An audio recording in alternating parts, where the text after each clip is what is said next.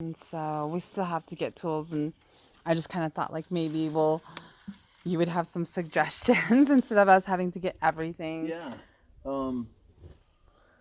Yeah, there's a bunch of stuff, right, that you can get, all kinds of fancy stuff.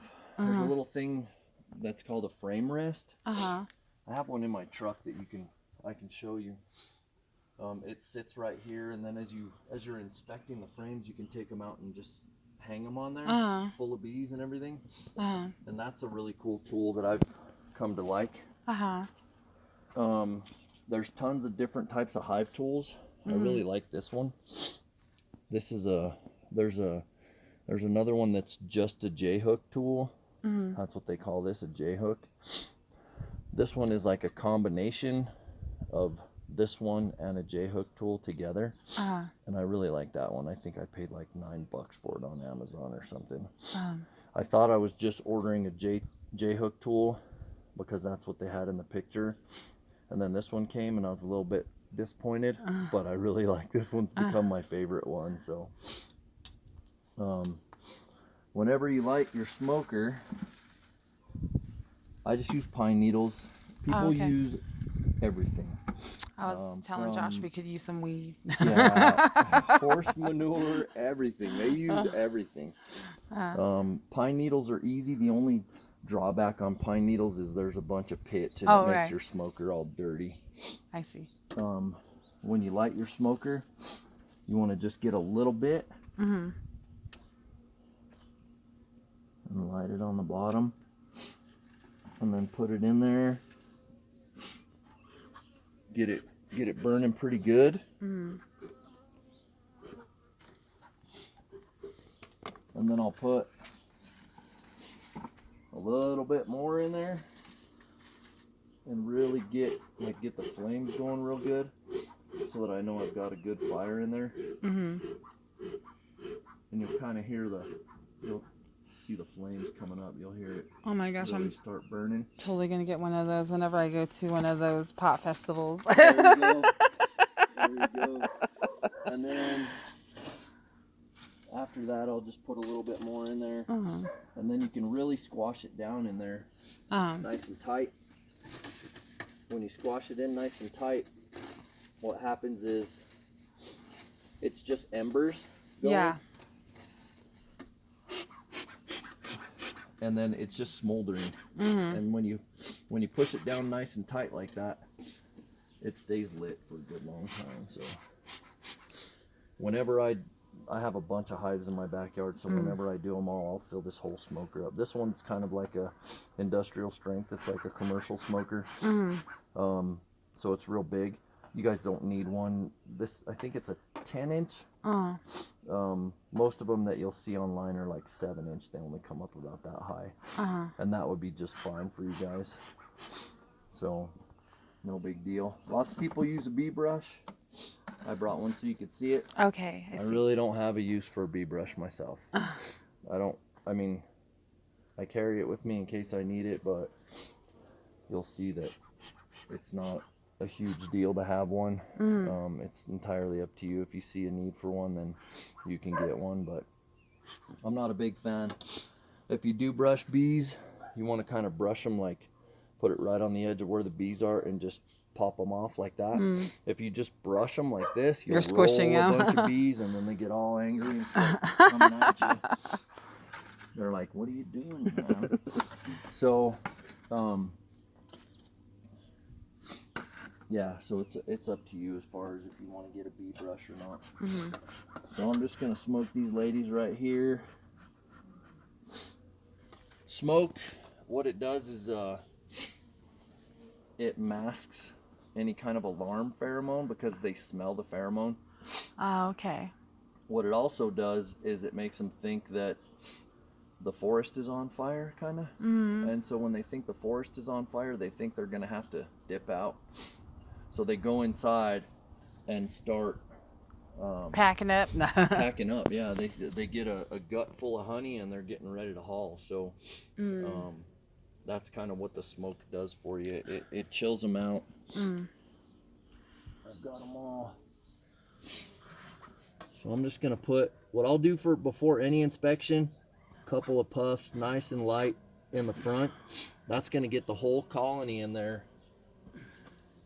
on the same page as far as like what's going on. They're all going to think the same thing. That the forest is on fire and that kind of stuff. Then when you go to pop your top, you just crack it. The key is moving slow. So you just crack the top open. They have it propolized. So I'm gonna give these guys a little bit of smoke in here too. So they kind of like glue some. Propolize means like. It's a little bit of tree sap, and it's like caulking for bees. Yeah, right. So there you go. There's a bunch of bees in there.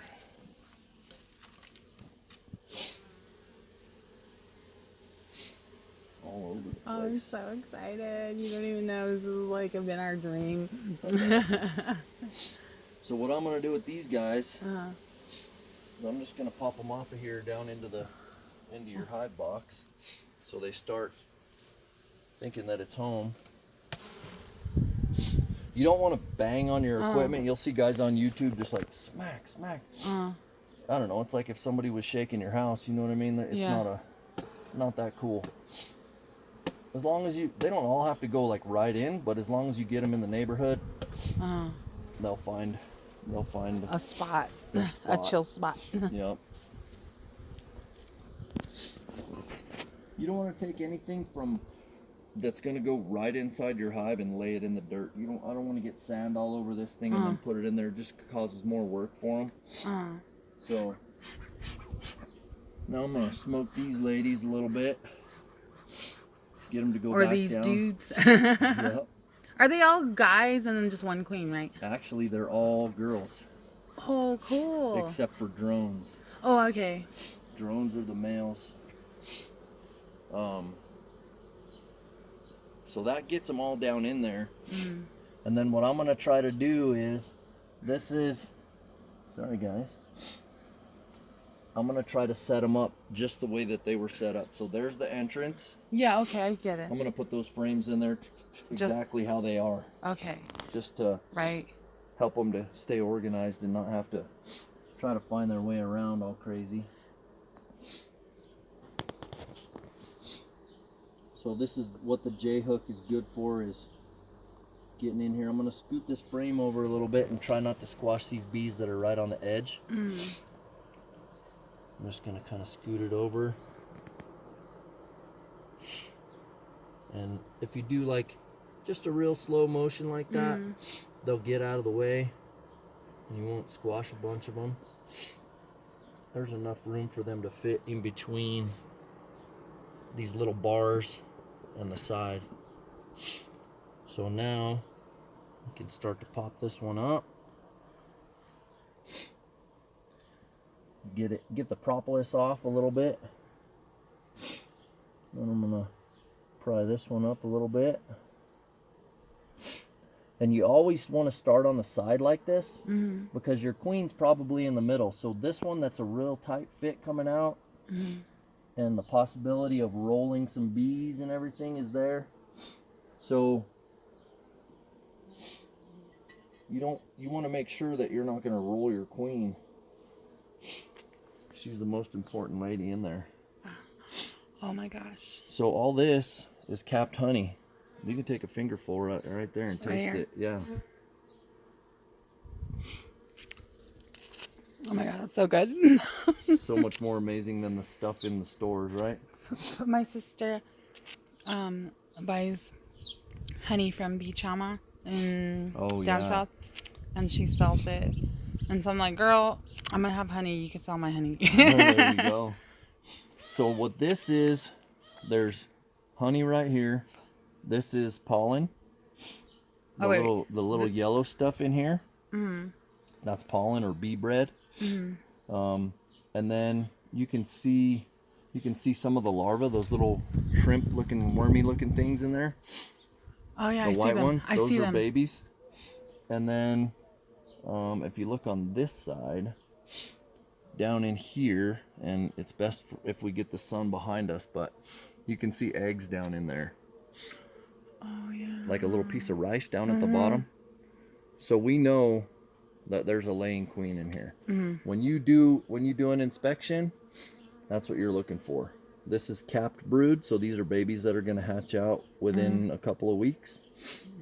And these are babies that are brand new. They're less than 6 days old, 7 days old, because they'll cap them on the 8th day, 8th or 9th day. So we know that all is right with the world in this hive right away. See how they're already going to move this honey because it got damaged in here coming out.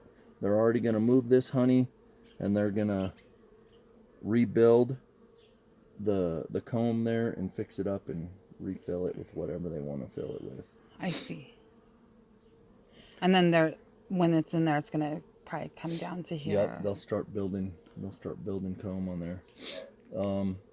This guy, where did he go?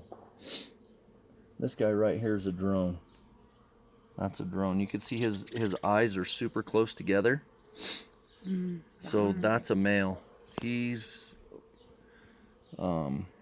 just a big lazy lug, man. He just his one purpose in life is to breed to a queen. So they keep some drones around in case they go queenless and they need to make another queen and get her bred. There's a bunch of eggs right there you can see really well. Oh yeah, I see them. They do look. They're smaller than rice. They're tiny, huh? So I'm gonna take this and put it in there same way it was in this hive, and just put it right here. And I'm gonna slide it all the way up against that other one so that the frames, those little bars on the frames, meet right up against each other. Okay. The way these hives were designed is that's a perfect amount of, they call it bee space, so that they won't do a bunch of building cross comb and all that stuff. It's just to keep it neat for us and Right. efficient for them. I was kind of trying to get Josh to let me buy one of those crazy expensive ones where it's like a faucet and you just like Yeah, the flow hive. yeah, the flow hive. Yeah, they're super cool. And maybe he'll let me after we learn this way, because he's like, well, we got to learn the basics. Yeah, exactly. So that's a flippin' awesome brood pattern. I mean, it's wall to wall, right? So this hive is about to pretty much double in size. Right.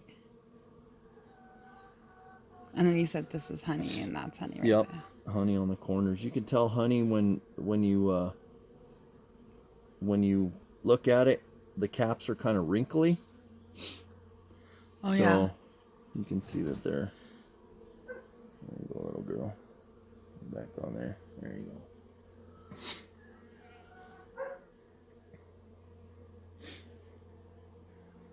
So I wouldn't expect to see a queen on this frame Because it's capped, like because there's out. a bunch of capped brood. So she's not been here doing a bunch of work.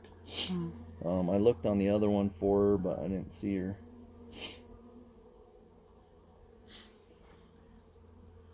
So we'll take this one, put it right in here, same way. Just nice, moving nice and slow and gentle, not bumping or banging stuff. And like if there's bees in your way, you just kind of scoot them out of the way. Usually, as long as you don't squash them, they won't sting you. Just move nice and slow. I always pull it a little bit away from the next frame so I don't roll a bunch of bees and then come straight up. So here's another awesome brood pattern. You can tell that the caps are a little bit more beeswax colored, right? They're not all brown. That means that these are probably only 10 days old, and those are probably Older. getting close to hatching. They hatch at 21 days, so these are probably 10 to 12 or 14 days old. When do we know to harvest the honey? When honey's ready to harvest, it'll be, so you can see here's nectar coming in and they're just starting to cap it. See how the cells are starting to close in a little bit? Mhm. You can see the shiny nectar. If you spin honey out like that, it could ferment in the jar. So you want to wait until it's all capped like that other stuff that we saw.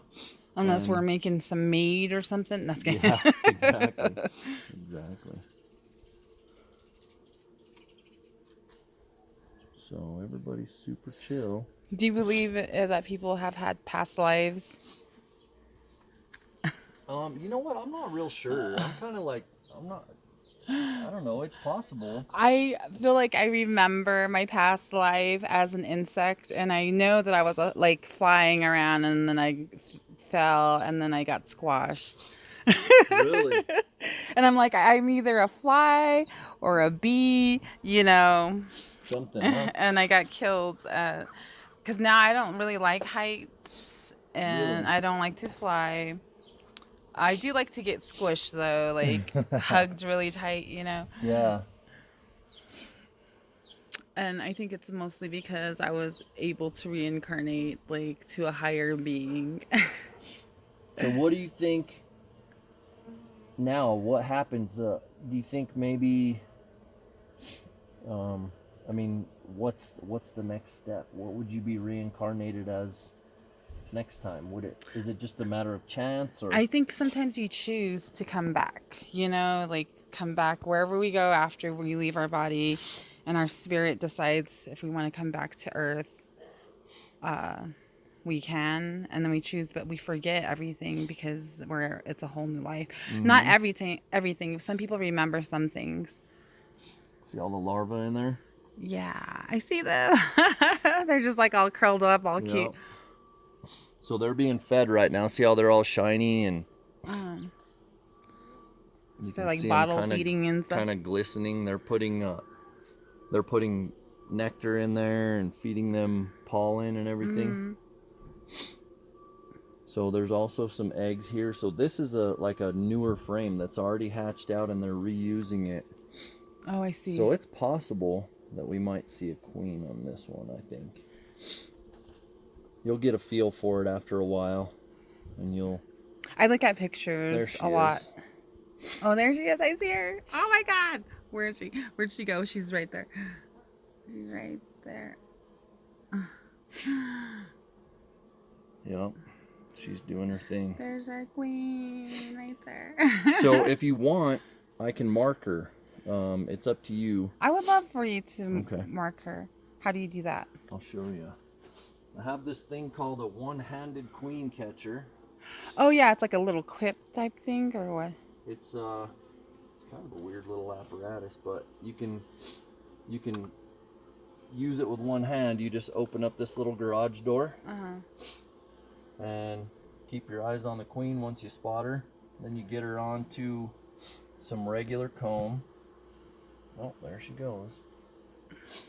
She's like, I'm trying to lay some eggs here. Yeah, I'm busy, dude. Leave me alone. So what I'll do is kind of scoot some of the ladies out of the way, and then she'll usually crawl right up in there, and then I'll slide the door in and make sure that I don't squash her.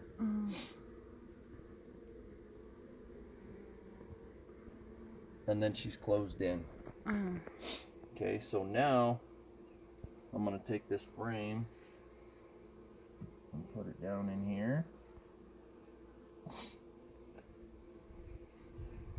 Nice and easy like. I'm just gonna set this down for a second. Scoot the frame over right where it needs to be, all nestled up against that other one. And then this thing has like a little push-up deal in it. So I'm gonna push it up and let her get in an orientation where she has her back up to me.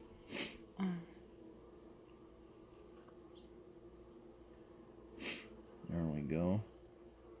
And then I'm kind of gonna pin her in there a little bit so she gets trapped. I'm gonna get my little queen marking pen. Here, kind of, they make a little bit of noise. she's like, let me out of here, dude. I'm not having fun. And then I'm just gonna put a little bit of a mark on her back.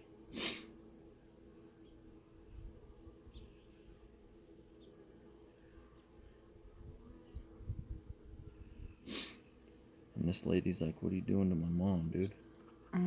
She's trying to help her out. Yep. And then I'm just gonna let that paint dry for A few maybe seconds. because as soon as I put her back in there, they're gonna try to clean it off of her. And then I'm gonna make sure that she always wants to kind of go up most of the time, so I'm gonna get her safe from the door and open it up. As soon as I see her clear the door, I'm gonna open it up. And I'm not happy until I see her crawl back in with her girls. And there she goes. So all is good.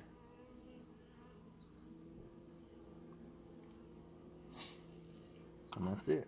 Now Nice. your queen will be easy to spot. Right, and we could tell if she's. Josh is like, what if they move out? No, they won't move out. See, they have, at this point, it's like if you move They to invested. a new house and then you just bolted and left all your stuff there. You know what I mean? Yeah. Even your kids. So you wouldn't do that. No. Well, maybe if. Right after a stressful day. My home with the kids, that's good. You're like, all right, I'm out. See you guys later. Good luck.